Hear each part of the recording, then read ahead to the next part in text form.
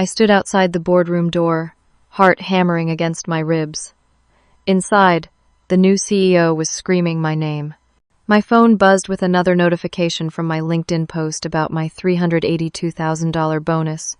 I clutched an envelope containing my termination notice. Through the glass, I saw his red face, the board members shifting uncomfortably, and lead investor Diane Marshall watching calmly. I pushed open the door. He screamed at me to sit down. Instead, I walked past him and handed the envelope to Diane. She opened it, smiled slowly, and said something that made him go pale. 3 months before that moment, I was sitting in the main conference room at Datacrest Solutions waiting for our new CEO to arrive. I had been with the company for 6 years, working my way up from junior analyst to senior strategic analyst. Those 6 years meant everything to me. I had poured my soul into building a predictive analytics platform that saved the company millions every single year. It was my baby, my pride, my proof that I belonged in this industry. Thomas Brennan, our founder and the man who had mentored me since day one, had announced his retirement 6 months earlier. He was selling his majority stake to Apex Ventures, a venture capital firm with deep pockets and bigger ambitions. I understood why he was doing it. He was 68 years old, tired, ready to spend time with his grandchildren. He deserved rest, but I was terrified about what would come next. Apex installed their guy within 2 weeks of closing the deal. Dennis Grant was 45 years old, had an MBA from a top-tier business school, and was known in the industry for restructuring companies. Restructuring was just a polite word for mass layoffs and aggressive cost-cutting. I had done my research on him. He had pulled this same routine at 2 other tech companies. Come in, slash expenses, inflate the short-term numbers, then flip the company to a bigger buyer. The employees left behind always suffered. Dennis arrived on a Monday morning with an entourage of consultants. He was tall, broad-shouldered, with perfectly styled gray hair and a smile that never reached his eyes. He gathered everyone in the main conference room for an introduction. He spoke about efficiency, optimization, and maximizing shareholder value. He used all the right corporate buzzwords, but something about his tone felt cold. He was not interested in what we had built. He was interested in what he could extract. I had spent the previous 4 months preparing for this moment. I knew Dennis would want to evaluate all the senior staff, so I put together a comprehensive presentation on our 4th quarter strategy. I included detailed analysis of my predictive model, case studies showing how it had increased revenue by 18% over the past year, and projections showing we could push that to 30% with the enhancements I had planned. I had charts, graphs, testimonials from clients, everything. It was the best work I had ever done. The presentation was scheduled for his 2nd week. I walked into the executive conference room with my laptop, a printed deck for each person, and more confidence than I had felt in months. Dennis sat at the head of the table, flanked by his chief consultant, a man named Brad Hutchinson who wore expensive suits and had a permanent smirk on his face. The rest of the executive team filled the other seats. I started my presentation.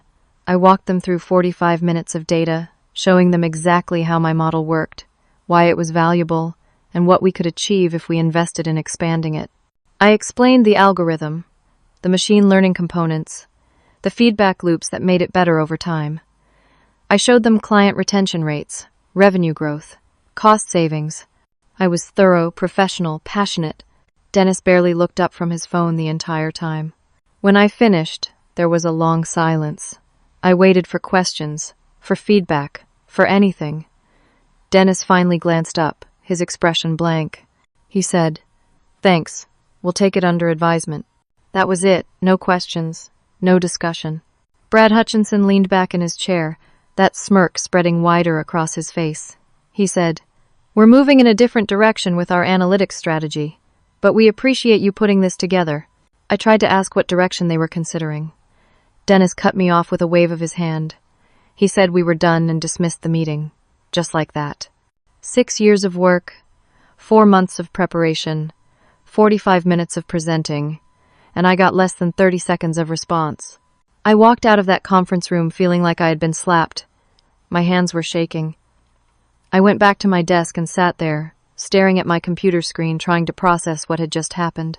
I had never been dismissed like that in my entire career. Thomas had always valued my input, always listened, always engaged. This was different. This was humiliation. My colleague Aaron stopped by my desk an hour later. He was one of the other senior analysts, a good friend, and someone Thomas had also promoted.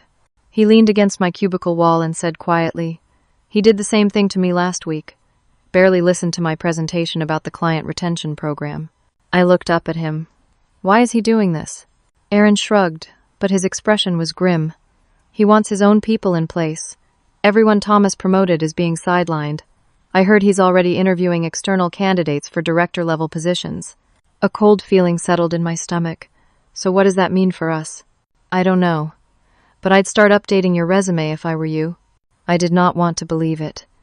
I had worked too hard, contributed too much. Surely my track record would speak for itself.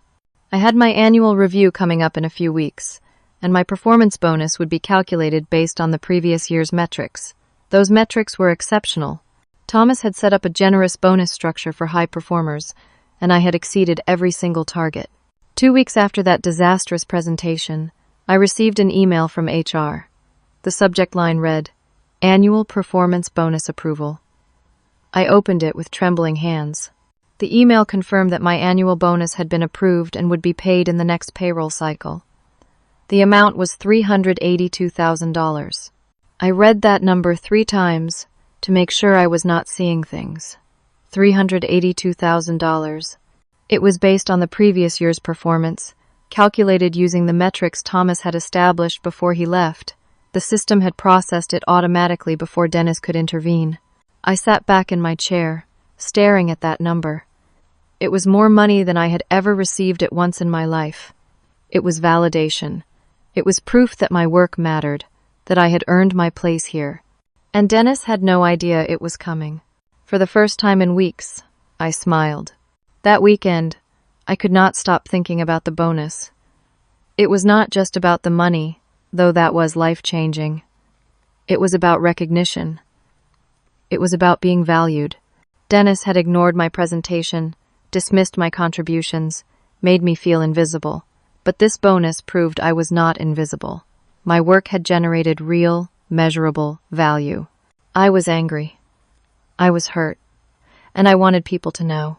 On Sunday evening, I opened LinkedIn and started typing. I crafted a post that was professional but pointed. I thanked DataCrest Solutions for recognizing my contributions with a substantial performance bonus. I mentioned the predictive analytics platform I had built and the impact it had on revenue and client satisfaction. I talked about the importance of companies investing in their employees and rewarding high performance. And then, at the end, I included the specific number, $382,000. I hovered over the post button for a full minute. Part of me knew this was risky. Part of me knew it might cause problems. But the louder part of me, the part that was tired of being dismissed and overlooked, hit post. The response was immediate. Within an hour, I had 50 comments. Within 3 hours, over 200. By Monday morning, the post had been shared more than 500 times. People from across the tech industry were commenting, congratulating me, asking about the predictive model, discussing compensation transparency. Several journalists reached out asking for interviews about workplace pay equity. The post had gone viral. I felt vindicated. I felt seen. I felt powerful. Monday morning, I walked into the office with my head held high. I made it to my desk, set down my bag, and had just opened my laptop when Dennis's assistant appeared beside me. Her name was Patricia, and she looked uncomfortable. She said, "Dennis wants to see you, right now." My stomach dropped, but I kept my expression neutral. I followed Patricia through the office, feeling eyes on me as we walked. Everyone had seen the LinkedIn post. Everyone knew what was about to happen. Dennis's office was on the top floor, a corner space with floor-to-ceiling windows overlooking downtown. He was standing behind his desk when I walked in, and his face was the color of a ripe tomato. He was shaking, actually shaking with rage. He did not invite me to sit. He just started yelling. "What the hell were you thinking?" I stood there, forcing myself to remain calm. I said, "I'm not sure what you mean." "Your LinkedIn post. broadcasting your bonus to the entire industry. Do you have any idea how unprofessional that is? I kept my voice level. Compensation transparency is becoming standard practice in tech. I didn't violate any company policy. You made this company look bad. You made me look bad. You're bragging about getting nearly $400,000 while we're trying to run a tight ship here. I felt a flash of anger. I'm not bragging. I'm sharing the fact that Datacrest values high performance. That's good for the company's reputation. Dennis leaned forward, his hands flat on his desk. You're making it look like we're throwing money around carelessly. You're making it look like I have no control over compensation. Delete the post. No. The word came out firm and clear. I surprised myself with how steady my voice was. Dennis's eyes narrowed. Excuse me? I'm not deleting the post. I have every right to share information about my own compensation. There's nothing confidential about it. You're making a big mistake, Julia. I don't think I am. We stared at each other for a long moment. Then Dennis said, "Get out of my office." I turned and walked out, my heart pounding but my head clear. I had just defied the CEO directly. There would be consequences. I knew that, but I was not going to back down. The consequences came that afternoon. I received an email from HR, copied to Dennis and the head of legal. The subject line read, "Administrative leave pending investigation." The email informed me that I was being placed on immediate administrative leave while the company investigated potential violations of company policy. Specifically, they were investigating whether I had violated the social media policy and disclosed confidential financial information. I was instructed to leave the building immediately and not contact any current employees during the investigation. I would continue to receive pay, but I was not to return to the office or access company systems. I sat at my desk, reading the email 3 times. My hands started shaking. Administrative leave, an investigation. This was how they were going to get rid of me. I pulled up the employee handbook I had signed 6 years ago. I searched for the social media policy. It was vague, just a paragraph about being professional online and not disclosing confidential information. But personal compensation had never been considered confidential at Datacrest. People talked about their salaries all the time. This was a new interpretation, one they were applying retroactively to justify punishing me. Within 20 minutes, 2 security guards appeared at my desk. They were polite but firm. They handed me a box and watched as I packed up my personal belongings. My coworkers stared as I was escorted through the office like a criminal. Aaron caught my eye as I passed his desk. He looked horrified. I walked out of that building with a box of my things and a burning sense of injustice in my chest. The first week of administrative leave was surreal. I was home, suspended with pay, but completely cut off from my work and my colleagues. I kept checking my email obsessively, waiting for updates on the investigation. Nothing came. Then, on day 5, I started getting messages from former colleagues. The first was from Sarah, a product manager I had worked with on several projects. She sent me a text. "Hey, just wanted to check in. Dennis has been saying some things in meetings. Wanted you to know." I called her immediately. She sounded uncomfortable as she explained. Dennis had been bad-mouthing me in leadership meetings. He was telling people I was difficult to work with, not a team player, more interested in personal glory than company success. He was painting me as a prima donna who had gotten too big for her position. I felt sick. Did people believe him? Sarah hesitated. Some did. Some didn't. But Julia, he's being really aggressive about it. I think he's trying to turn everyone against you. Over the next few days, I received similar messages from 3 other people. Dennis was conducting a systematic campaign to destroy my professional reputation. But it got worse. Brad Hutchinson, Dennis's consultant, was spreading rumors that my bonus had been a mistake. He was telling people that my predictive model was actually built by a team, and I was just taking credit for their work. He was saying I had manipulated the numbers to make my performance look better than it was. None of it was true. I had built that model myself. I had the documentation, the code repositories, the meeting notes, everything. But the truth did not matter when the CEO and his right-hand man were pushing a false narrative. My professional reputation, built over 6 years of hard work, was being demolished in a matter of days. The investigation dragged on. HR sent me a formal letter in the second week.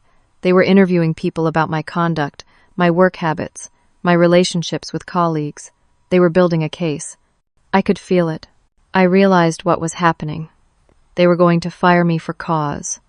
If they fired me for cause, I would lose my unvested stock options, which were worth approximately $200,000. I also had a non-compete clause in my contract that could prevent me from working in the analytics field for 2 years. They were not just trying to get rid of me. They were trying to destroy my ability to work anywhere else. I needed help. I researched employment attorneys in the area and found Margaret Foster, a sharp woman in her 50s who specialized in wrongful termination cases. I met with her in her downtown office, and she listened carefully as I explained everything. She reviewed my contract, the LinkedIn post, the timeline, the suspension letter. When I finished, she leaned back in her chair and said, "You have a case for wrongful termination if they fire you. But, Julia, I need to be honest with you. Legal battles are expensive and time-consuming. We're talking about a year or more of litigation, and legal fees that could easily exceed $100,000. Even if we win, your career will be stalled during that time. No one will hire you with an active lawsuit against your former employer." I felt my hope deflating. So what do I do? Start documenting everything. Save every email, every text message, every piece of communication. If they do fire you, we'll have ammunition. But in the meantime, you need to consider whether this fight is worth it. I went home and started documenting. I created a folder on my personal laptop and began saving everything. Screenshots of messages from colleagues, copies of emails, my performance reviews from previous years, documentation of my work on the predictive model. I was building my own case file. I also reached out quietly to a few trusted colleagues who had left Datacrest over the past year. One of them was Carmen Rodriguez. She had worked in finance before leaving abruptly last month. I sent her a careful message, asking if she would be willing to talk. She called me that same evening. "Julia, I'm so sorry about what's happening to you. I saw your LinkedIn post. It took guts. Thanks. Listen, I'm trying to figure out what's really going on with Dennis. You were in finance.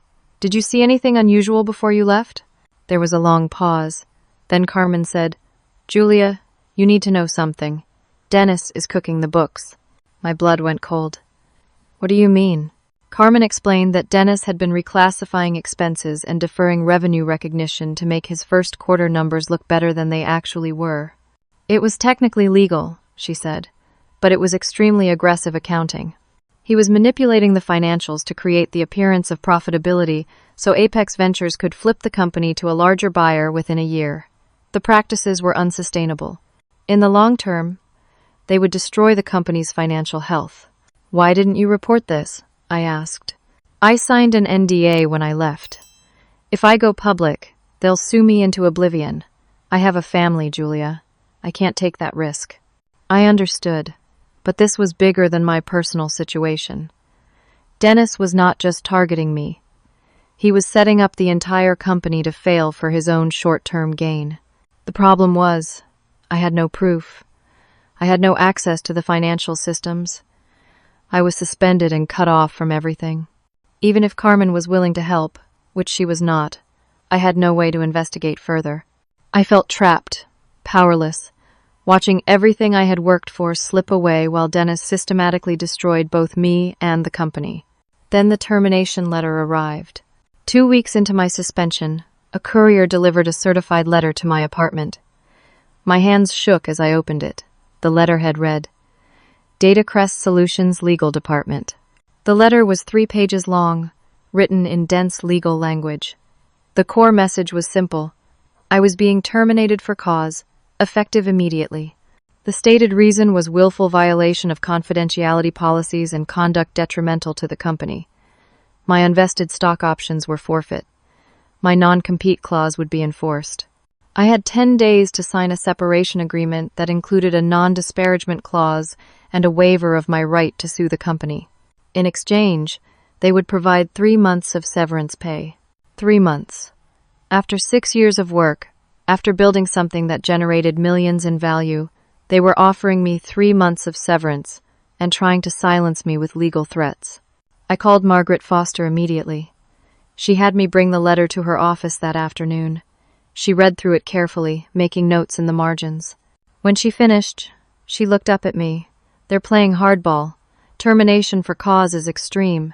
They're trying to scare you into signing this agreement quickly. Can we fight it?" "Yes.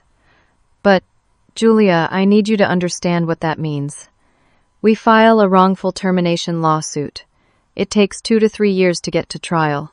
Legal fees will run between $100,000 and $150,000. During that time, you'll have trouble finding work, because you'll be actively suing a former employer. We might win. We might get you a settlement. But the process will be brutal, and there are no guarantees." I felt tears burning behind my eyes. So they just get away with this? Unless you sign that agreement and move on, yes. I'm sorry, Julia. The system is stacked against employees in these situations. I went home and spent 3 days in a fog of depression. I barely ate. I barely slept.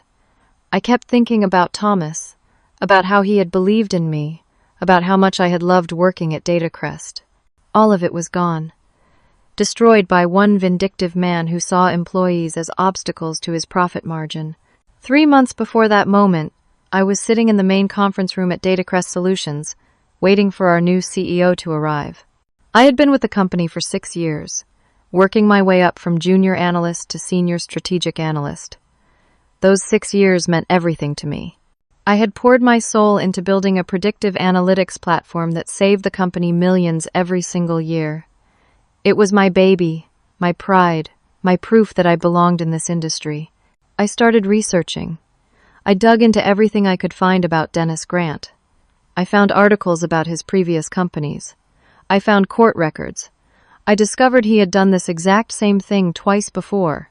He came into a company, cut costs aggressively, inflated short-term numbers, helped the private equity firm flip the company for a profit, and then left.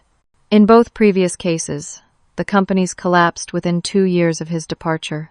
In both cases, there had been lawsuits from employees who had been terminated unfairly. I also researched Apex Ventures more thoroughly.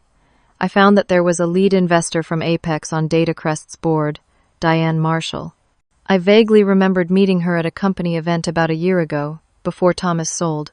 She had seemed genuinely interested in the business, asking thoughtful questions about our analytics platform and customer relationships. She had not struck me as the typical venture capitalist focused only on financial returns.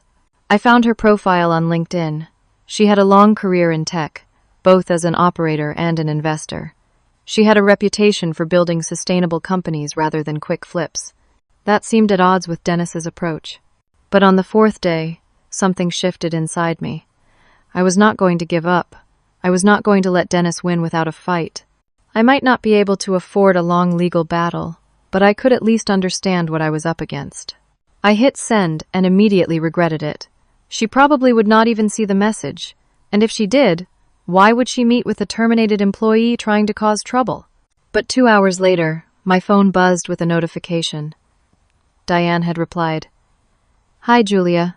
I remember meeting you. I'd be happy to talk. Are you available tomorrow morning? There's a coffee shop near the office." My heart raced. She had responded. She wanted to meet. This might be my only chance. The next morning, I met Diane at a small coffee shop 3 blocks from Datacrest headquarters.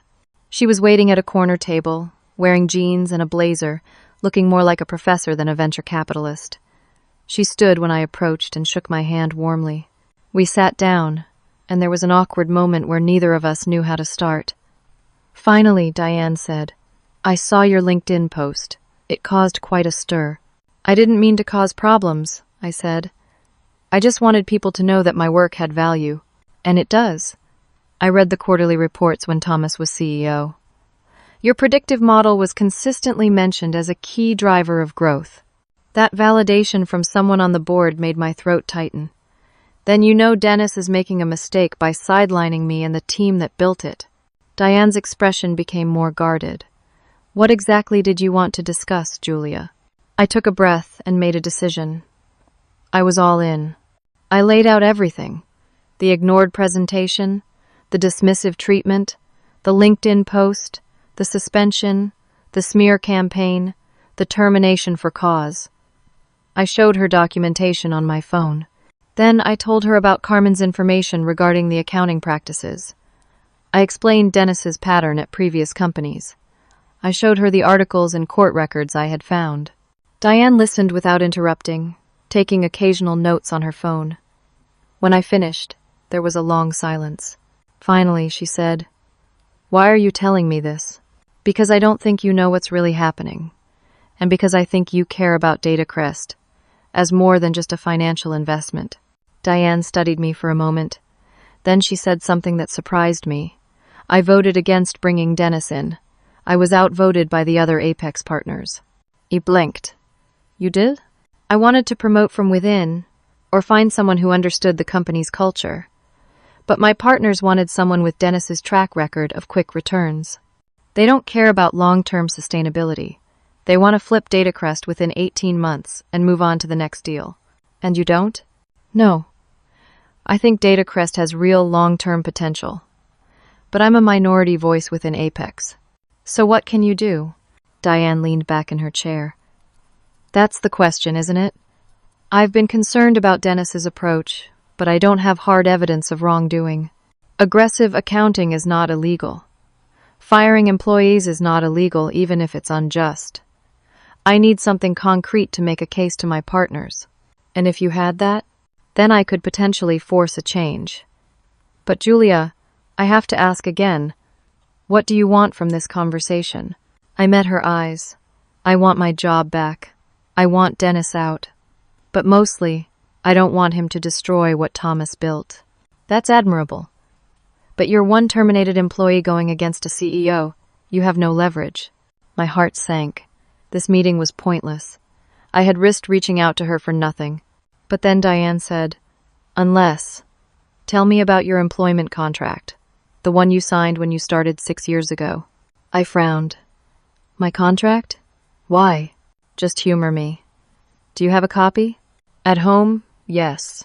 Read it carefully, especially any sections about change of control or termination provisions. Then call me." She stood up, shook my hand again, and left. I sat there, confused and uncertain, but with a tiny spark of hope that had not been there before. I spent that entire afternoon tearing apart my apartment looking for my original employment contract. I finally found it in a filing cabinet, buried under tax documents and old utility bills. It was a standard document, 20 pages long, printed on Datacrest letterhead from 6 years ago, when I first joined as a junior analyst. I sat at my kitchen table and read through it carefully. Most of it was exactly what I expected. Salary structure, benefits, stock option schedule, intellectual property assignment, non-compete clause. Nothing unusual. Nothing that would help me. Then I reached page 14, Change of Control Provisions. I almost skipped over it. It sounded like boring legal boilerplate.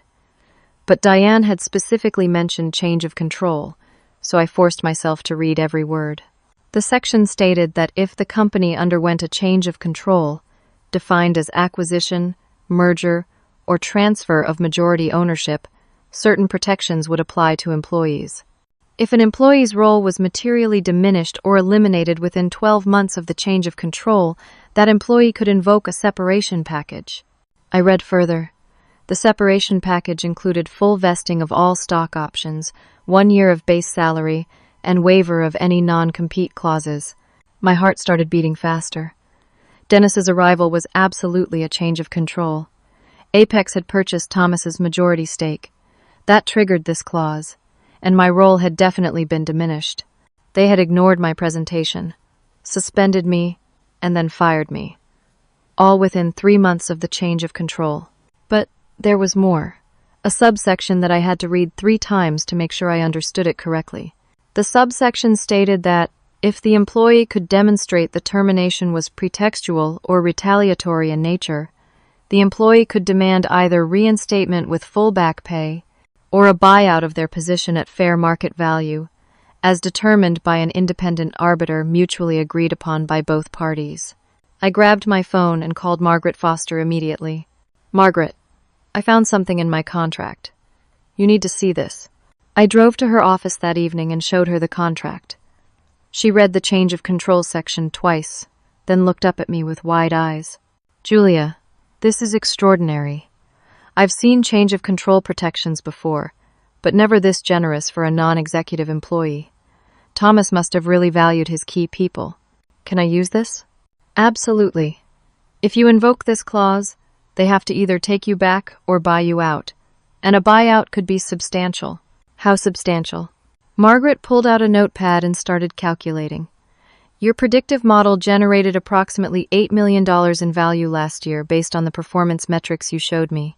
Fair market value of your position would likely be calculated based on your contribution to that revenue. Even conservatively, we're talking about a buyout in the high 6 figures, possibly 7. I felt dizzy. 7 figures? You mean over $1 million? Possibly. It depends on the arbiter and how they calculate fair value. But yes, it could be that high. So I just invoke this clause and they have to pay me? Margaret held up a hand. Not so fast. There are complications. First, you have to file your claim within 30 days of termination. You have 8 days left. Second, you have to file the claim with the board of directors, not with HR or Dennis. Third, if they reject your claim, you can demand binding arbitration, but arbitration is expensive and risky. They'll hire the best lawyers money can buy to fight you. But I have the contract. It's in writing.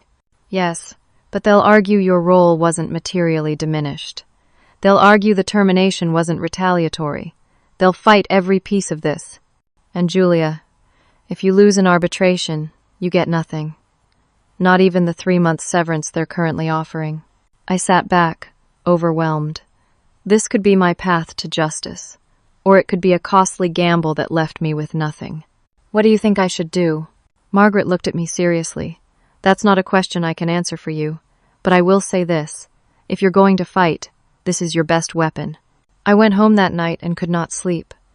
I kept thinking about the clause, about the risk, about what it would mean to fight back.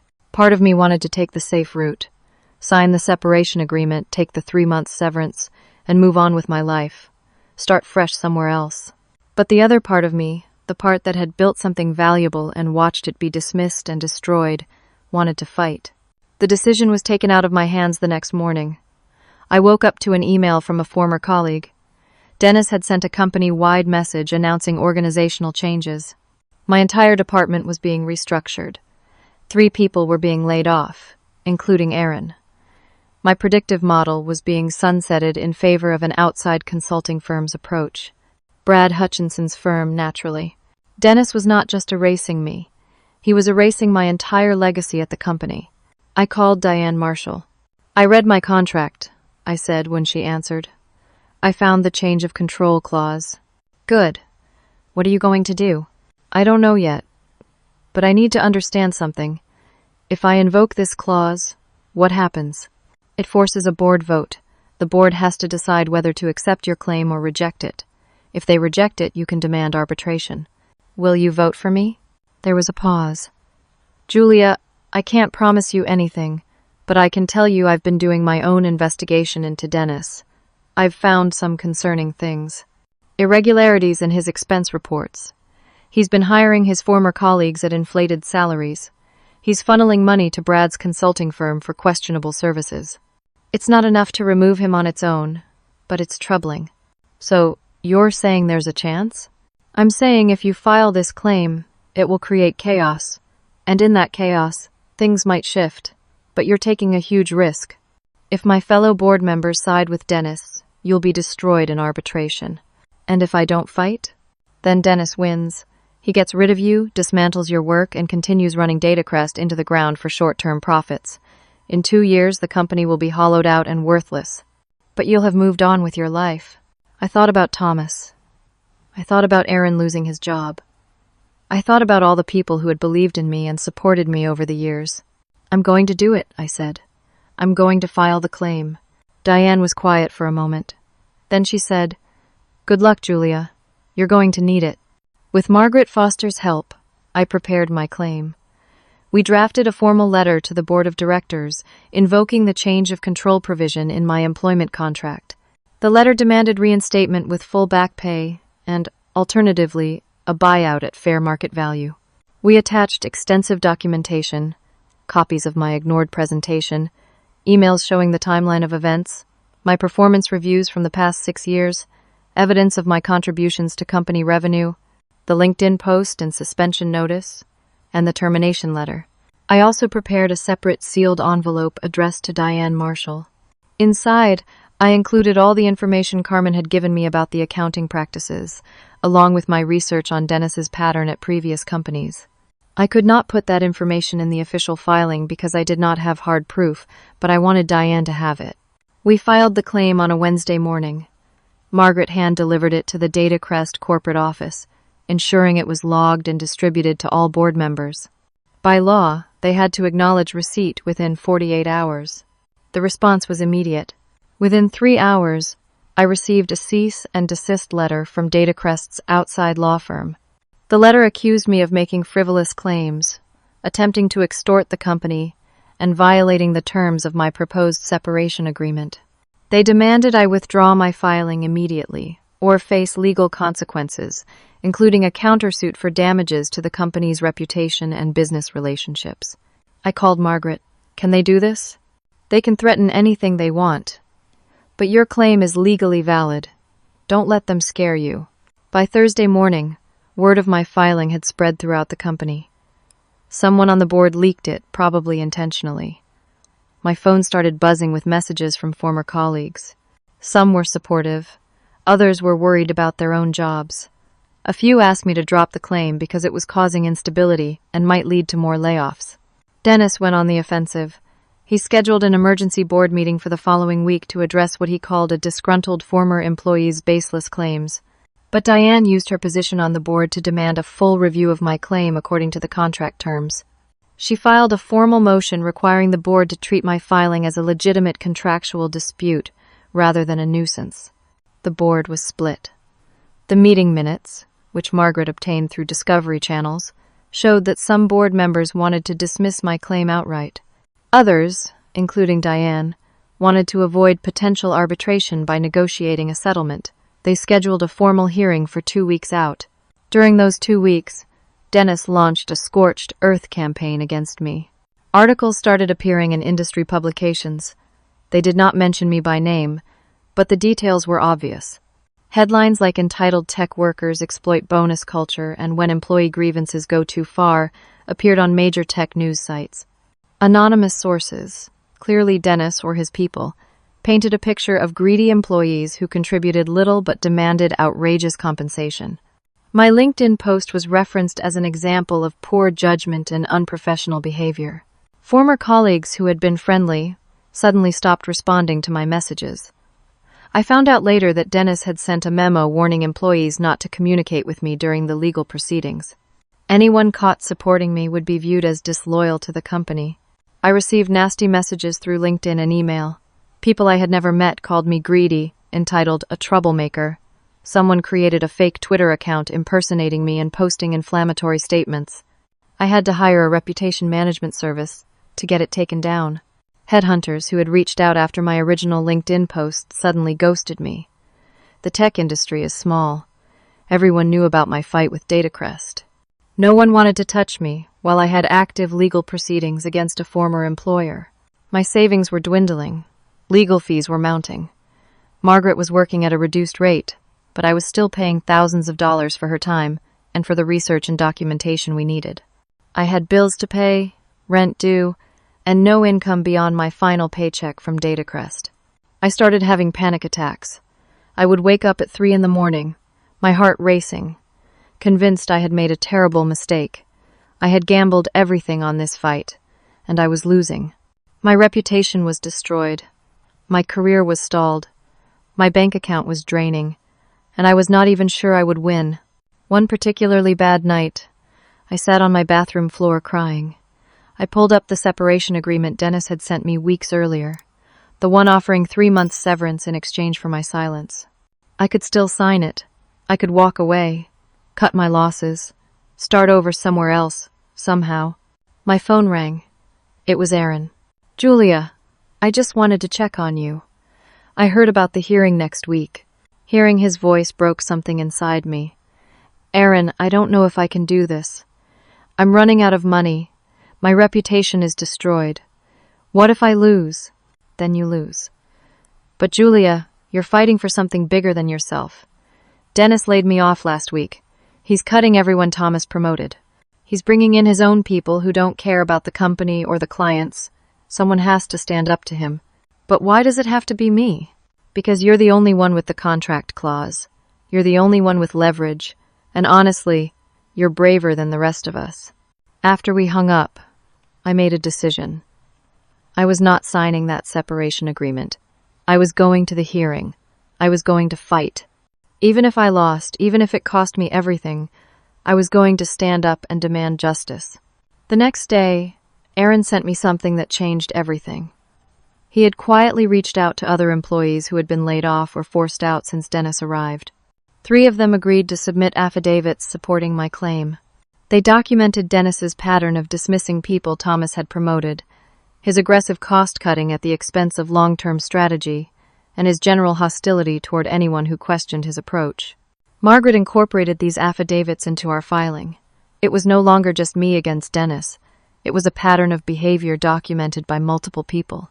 3 days before the hearing, I did something bold. I updated my LinkedIn post. I added a follow-up discussing change of control provisions and employee rights during corporate transitions. I framed it as educational content about protecting yourself when your company gets acquired. I did not mention Datacrest by name, but everyone in the industry knew what I was referencing. The post went viral again.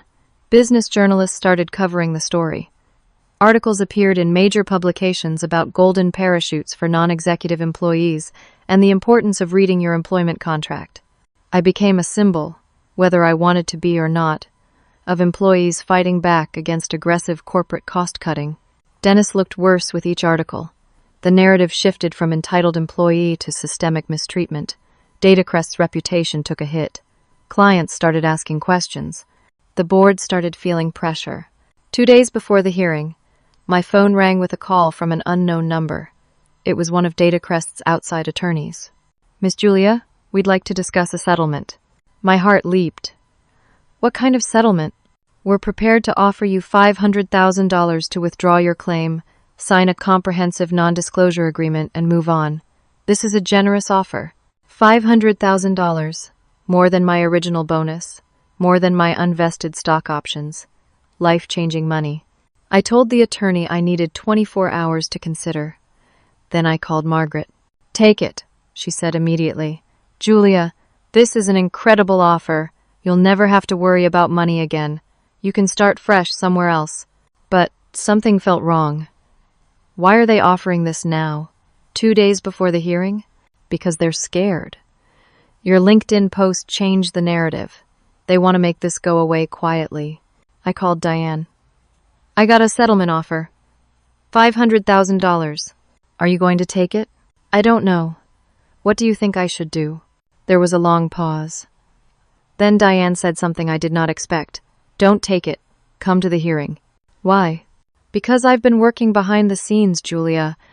I can't tell you details, but trust me. Come to the hearing. That's not much to go on. I know. But I'm asking you to trust me. I had a choice.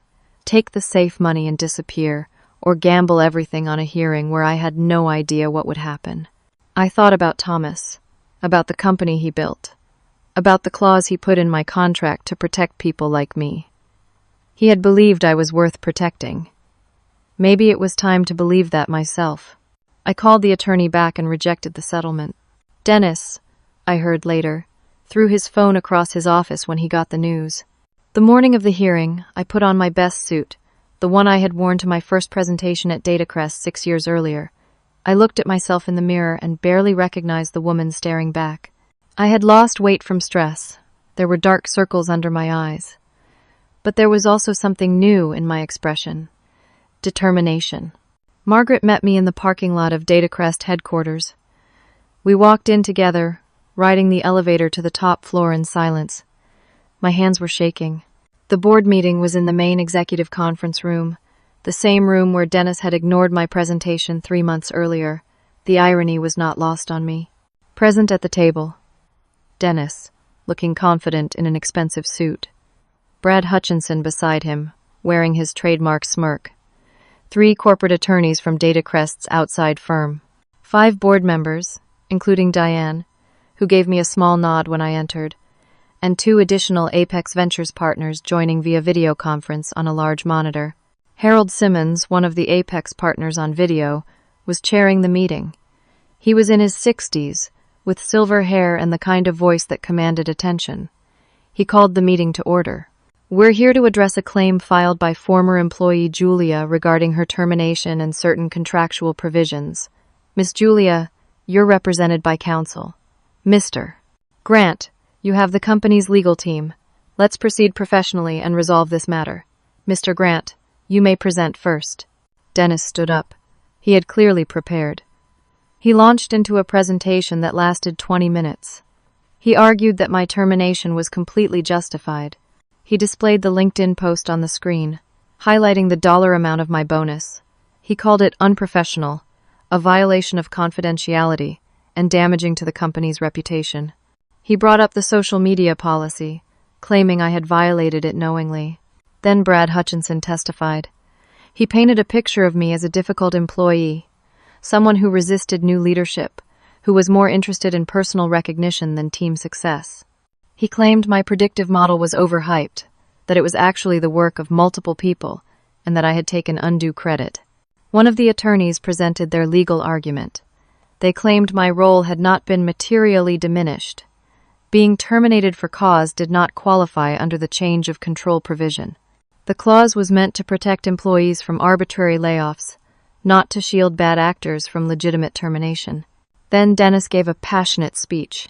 He talked about protecting the company from disloyal employees. He talked about the need for accountability and professional standards. He talked about how offering me reinstatement or a buyout would set a terrible precedent and encourage other employees to make frivolous claims. It was convincing, persuasive, professional. Harold Simmons seemed to be nodding along. I could see other board members taking notes, their expressions skeptical when they looked at me. My heart sank into my stomach. This was not going well. Finally, Harold said, Miss Julia, you may present your case. Margaret stood and began presenting our documentation. She walked through the timeline. The ignored presentation, the immediate suspension after the LinkedIn post, the lack of any prior disciplinary issues in 6 years of employment, the smear campaign. She presented the affidavits from Aaron and the others, showing a pattern of behavior. She argued that the termination was clearly retaliatory and pretextual, but Dennis's lawyers countered every point. They had prepared responses to everything. They characterized the affidavits as disgruntled former employees. They reframed the ignored presentation as a business decision, not personal dismissal. They made me sound paranoid and vindictive. I could feel the hearing slipping away. Margaret sat down and looked at me. It was my turn to speak if I wanted to. I had not planned to, but something inside me knew I had to try. I stood up, my legs shaky. I'd like to say something directly, if that's okay. Harold nodded. Go ahead. I looked around the room. Dennis was leaning back in his chair, confident. The attorneys looked bored. The board members looked tired. Only Diane was watching me intently. I took a breath and started talking. I worked at Datacrest for 6 years. I was 26 years old when I started as a junior analyst. Thomas Brennan took a chance on me. He mentored me. He taught me not just about analytics, but about building something that matters. I spent 6 years building a predictive model that generated real value for this company, $8 million last year alone. That's not hype. That's documented revenue impact. I looked at Dennis. When you arrived, you ignored my presentation. You didn't ask questions. You didn't engage. You just dismissed me. I felt invisible. So I posted on LinkedIn about my bonus because I wanted people to know that my work had value. That I had value. Was it perfect judgment? Maybe not. But it wasn't malicious. It wasn't a violation of confidentiality. Personal compensation has never been confidential at Datacrest. I looked at the board members. I'm not here because I'm entitled. I'm here because Thomas put that change of control clause in my contract for a reason. He knew that when companies get acquired, good people get pushed out. He wanted to protect the people he had invested in. That clause exists. It's legal. It's enforceable. I'm simply asking you to honor the contract I signed. I paused, feeling emotion rising in my throat. This isn't just about me. It's about whether this company honors its commitments. Whether employees who contribute and build and create value are treated with respect, or just discarded when new management decides they want different people. I sat down. My hands were still shaking. Margaret squeezed my arm supportively. Harold Simmons looked around the table. Does anyone else wish to speak before we deliberate? Dennis leaned forward. I do, actually. He looked directly at me, and his tone was condescending. Julia, this is exactly why you were terminated. You can't accept criticism. You can't accept that your work wasn't as valuable as you thought. This company is moving in a more sophisticated direction. We're bringing in real expertise. You're replaceable. That's the hard truth. The words stung, but then something clicked. I looked at him calmly and said, If I'm so replaceable, why did you offer me $500,000 2 days ago to drop this claim? The room went completely silent. Harold Simmons's head snapped toward Dennis. You offered her what? Dennis's face flushed. That was a goodwill gesture to avoid unnecessary legal expenses. A goodwill gesture? For someone whose work isn't valuable? I kept my voice steady. Or an attempt to silence someone who knows too much about what's really happening at this company? One of the other board members, a woman named Patricia Flores, spoke up. What are you implying, Miss Julia? This was it. The moment. I had to decide whether to go all in. I looked at Diane. She gave me the smallest nod. I'm implying that there are serious questions about how this company is being managed, about accounting practices, about inflated consulting contracts, about a pattern of behavior that prioritizes short-term financial engineering over long-term sustainability. Dennis exploded. This is outrageous. You have no evidence of anything improper. Actually, Diane said quietly, we might. Every head turned toward her. She opened a folder in front of her and pulled out documents. I received some concerning information a few weeks ago. I hired an independent accountant to review our financials. What I found is troubling. She began presenting findings. Dennis had been reclassifying normal operating expenses as one-time restructuring costs to make quarterly numbers look better. He had been deferring revenue recognition in ways that were technically legal, but highly aggressive. He had been paying Brad Hutchinson's consulting firm nearly 3 times the market rate for services that were vaguely defined. The contracts were structured to benefit Dennis personally through kickback arrangements. The room erupted. Dennis tried to defend himself, but he was floundering. Brad Hutchinson looked like he wanted to disappear. The attorneys were frantically whispering to each other. Harold Simmons held up his hand for silence. These are serious allegations, Diane. Why are we only hearing about this now? Because I needed to be sure. And frankly, because I knew raising concerns about Dennis would be dismissed unless I had ironclad evidence. Now I do. She looked at me. Julia's claim was the catalyst that allowed me to push for a deeper review. Her willingness to fight back, despite the personal cost, gave me the opening I needed. Patricia Flores spoke again. So what are you proposing, Diane? Diane took a breath. I'm proposing we accept a buyout of Apex's position in DataCrest. I've been building a coalition of investors who believe in this company's long-term potential. We have the financing ready. You can exit now at a fair price, or we can continue down this path and watch the value erode over the next 2 years when Dennis's house of cards collapses. Harold Simmons looked stunned. You're trying to buy us out? I'm trying to save this company, and I'm giving you a graceful exit. The room descended into chaos. The Apex partners on video were arguing with each other. Dennis was yelling that this was a setup. The attorneys were trying to regain control. In the middle of it all, I just sat there, watching everything unfold. Finally, Harold called for order. We need to go into executive session. Everyone not on the board, please leave the room. Margaret and I went to a conference room down the hall. We sat in silence for 2 hours. I had no idea what was happening. I did not know if I had won or lost or if everything was about to crash down around me. Finally, Patricia Flores came to get us. "The board would like to speak with you, Julia." We walked back into the boardroom. The energy had completely shifted. Dennis was gone. Brad was gone. The attorneys looked shell-shocked. The board members looked exhausted but resolved. Harold Simmons spoke. "The board has voted to accept Miss Marshall's buyout offer, pending due diligence. Dennis Grant will be stepping down as CEO effective immediately." My heart stopped. Did that mean what I thought it meant?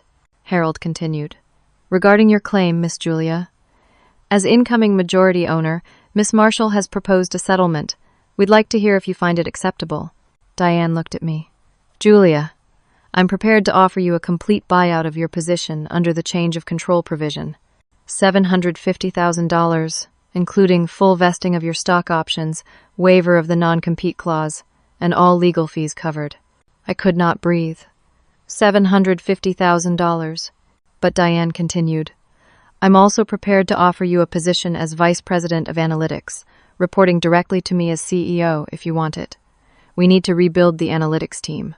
I can't think of anyone better to lead that effort." I looked at Margaret. She was smiling. I looked at the board members. Patricia was nodding encouragingly. I looked at Diane and she raised her eyebrows as if to say, "Well, my voice cracked. "I need a moment." Patricia smiled. "Take your time." I stepped out into the hallway. My mind was spinning. $750,000 would change my life. I could pay off my student loans. I could buy a house. I could start over anywhere I wanted. But the VP position was different. That was vindication. That was justice. That was the chance to rebuild what Dennis had tried to destroy. I thought about Thomas, about the company he had built, about the people who had supported me. I walked back into the boardroom. "I accept the VP position. And thank you for the settlement offer." The room broke into applause. Diane came around the table and shook my hand. "Welcome back, Julia." Over the next month, everything changed. Diane's buyout closed. She became CEO. Dennis left with a severance package, but his reputation in tatters. Brad Hutchinson's consulting firm lost the DataCrest contract, and several others after word got out about the inflated fees. I took a week to recover, to process everything that had happened. Then I walked back into DataCrest as Vice President of Analytics. Aaron was one of the first people I rehired. We brought back 2 of the others who had been laid off. We reinstated the predictive model and began expanding it. The company stabilized. Clients who had been nervous about the chaos renewed their contracts. Employees who had been planning to leave decided to stay. Slowly, carefully, we began growing again. I called Thomas one evening to tell him everything that had happened. He laughed and said, "I told you that contract clause was important. I put it in there for exactly this reason. I knew someday someone would need it." "You saved me, Thomas." "No, Julia. You saved yourself. And you saved the company." Looking back now, 6 months later, I realized this whole experience taught me something fundamental. It taught me to know my worth. It taught me that demanding fair treatment is not entitlement, it's self-respect. It taught me that sometimes the system does work, but only if you're willing to fight for it, even when the odds seem impossible. It taught me that documentation matters, that contracts matter, that reading the fine print matters. It taught me that allies can come from unexpected places, and that one person standing up can create space for others to stand with them. Most importantly, it taught me that silence protects the wrong people. Speaking up is risky. It's scary. It can cost you in the short term, but sometimes it's the only way to create change. I think about that morning 3 months ago, standing outside the boardroom with my heart pounding and my future uncertain. I think about the moment I handed that envelope to Diane instead of Dennis. I think about how close I came to giving up, to taking the easy way out, to letting them silence me. I'm glad I fought. I'm glad I refused to disappear quietly. Because in the end, it was not just about me. It was about proving that employees have power when they stand up for themselves. It was about showing that companies have to honor their commitments. It was about justice. And that, more than any amount of money, is worth fighting for. Now I want to hear from you. Have you ever had to stand up to unfair treatment at work? Have you ever had to decide between taking the safe path or fighting for what's right? What would you have done in my situation? Drop your thoughts in the comments below. I read every single one, and I'd love to hear your stories. If this story resonated with you, please hit that like button.